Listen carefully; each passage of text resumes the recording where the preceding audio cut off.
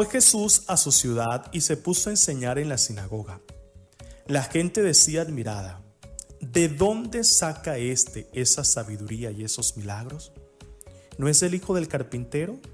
¿No es su madre María y sus hermanos Santiago, José, Simón y Judas? ¿No viven aquí todas sus hermanas? Entonces, ¿de dónde saca todo eso?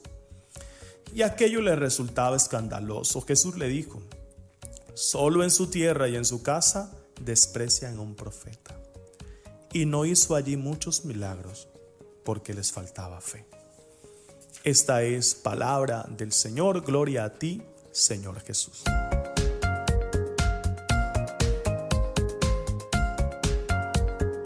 Nosotros nos percatamos hoy de que en su pueblo, Nazaret, Jesús no tuvo mucho éxito. Sus paisanos, sus hermanos, sus coterráneos quedaron bloqueados por la pregunta: ¿de dónde saca tanta sabiduría y de dónde hace milagros? Ellos fueron testigos de muchos milagros, admiraron su sabiduría, pero no fueron capaces de dar el salto y aceptarlo como el enviado de Dios. Aceptamos de Jesús tal vez cosas grandísimas, que es capaz de sanar, que es capaz de hacer muchos milagros, de tantas bendiciones, pero ¿hemos aceptado a Jesús como el Salvador de nuestra vida? ¿Tenemos a Jesús como el centro de nuestra existencia? ¿O Dios solamente es algo ahí que yo estoy buscando para cuando me siento mal o enfermo, tranquilizar un poco mi conciencia, para saldar un poco mis pecados y para sentirme bien conmigo mismo? ¿O será que Jesús, que es el enviado de Dios, que es el Hijo de Dios, es mi Señor, mi Salvador, mi restaurador, mi defensor, mi Goel, mi roca, mi baluarte? ¿Quién es Jesús para ti? Porque si solo es alguien que viene a sacarte del problema, o el que viene a calmar tu necesidad, o que busca solo en un momento de efervescencia, será un tapahuecos, pero no sé hasta qué punto tu Salvador y Señor. Pero eso lo sabes tú. Y por eso te invito a que en este día reflexiones en torno a la pregunta de quién es Jesús para ti. El maestro más adelante continúa y dice: un profeta no es recibido en su patria. Y aquella le resultaba escandalosa a sus hermanos, a los oyentes. Hay que reconocer que no les faltaba parte de razón a sus paisanos, al mostrarse reacios a ver en su vecino al Mesías y al Salvador. No es fácil. Jesús es un maestro atípico. No ha estudiado en ninguna escuela famosa de Jerusalén.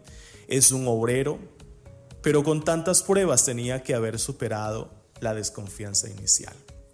Es diferente. Él no es un profeta más.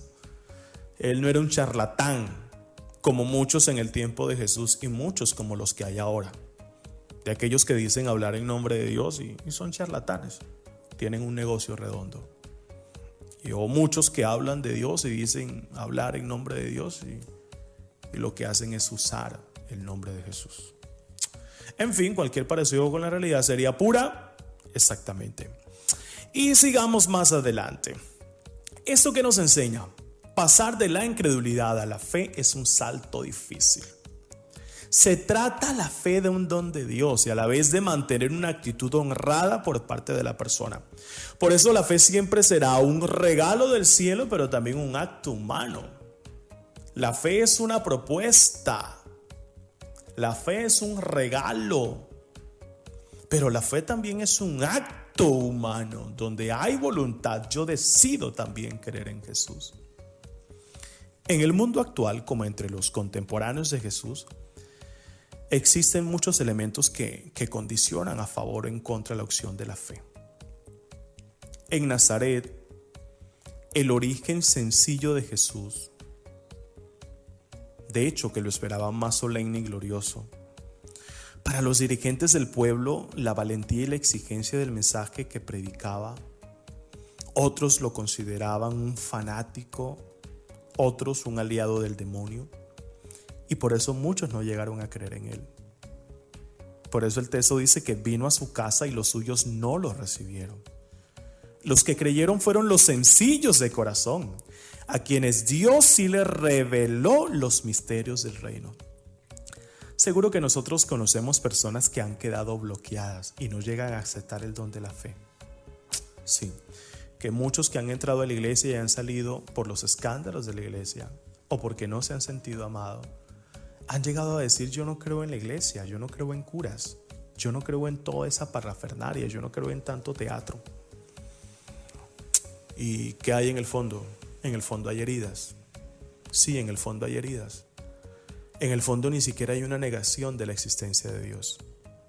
En el fondo hay un corazón roto, hay una gran herida, y por eso llegaron a cerrar el corazón, y por eso tienen bloqueada la fe, y porque muchas veces oraron por un ser querido, le pidieron la sanación a Dios y la persona querida se murió, porque sintieron que Dios no los escuchó en el momento de la dificultad, o porque Dios, si es tan grande, porque está permitiendo, por ejemplo, la pandemia en el mundo actual.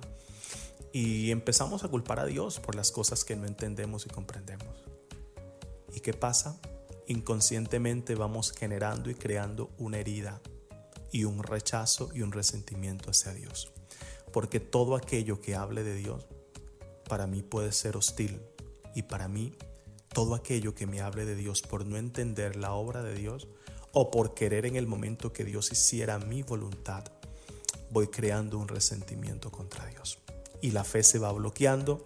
No quiero nada que hable de fe, ni habla de palabra de Dios, ni hable de oración. Eso es algo privado, es algo personal. Y muchas personas asumen esa actitud y han quedado bloqueados en la fe. Y así podemos encontrar a muchos. Y esa herida se va convirtiendo en violencia, porque todo aquello que supone de Dios es un rechazo.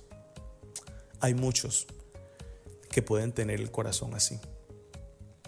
Por favor, no los juzguemos. Oremos por ellos y tratemos de mostrarle un rostro diferente de Dios, el Dios de la misericordia. Y por eso la importancia de reparar frente a tanto daño que hemos causado. Nosotros tendríamos que reparar. Y aquí aprovecho para eso. En nombre de tantos que decimos predicar a Jesús, perdónennos. Aquellos que tal vez se han alejado de la iglesia, perdónanos por hablar de Jesús y no parecernos a Jesús.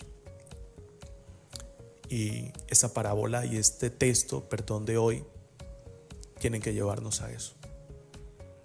A veces hemos sido rechazados y no aceptados porque como enviados y mensajeros de Dios no hemos tenido el talante para mostrar a Jesús. Esto es gracia. Y por eso necesitamos pedir la gracia de Dios que siempre nos sostiene. Somos pecadores, sí, pero con un proyecto de conversión y de santidad. Y eso solo lo hace Dios. Aquellos que estén escuchando este audio y han tenido una experiencia similar a esta, te invito a algo. Te invito al perdón. A perdonar a Dios, no porque Dios te haya hecho algo malo, a perdonarnos a nosotros porque supuestamente en nombre de Dios hemos venido a traer un mensaje de esperanza y lo que hemos ocasionado muchas veces es dolor y heridas en el pueblo de Dios. A perdonar a tus hermanos que han caminado contigo y tal vez no han sido el rostro amoroso del Padre, y a perdonarte a ti mismo porque tal vez exigiendo que los demás también muestren a Dios, tú no has hecho lo suficiente para mostrarlo a Él. Que Dios te bendiga y te guarde en el nombre del Padre, del Hijo y del Espíritu Santo. Amén. Querigma, un mensaje al corazón. Dios contigo.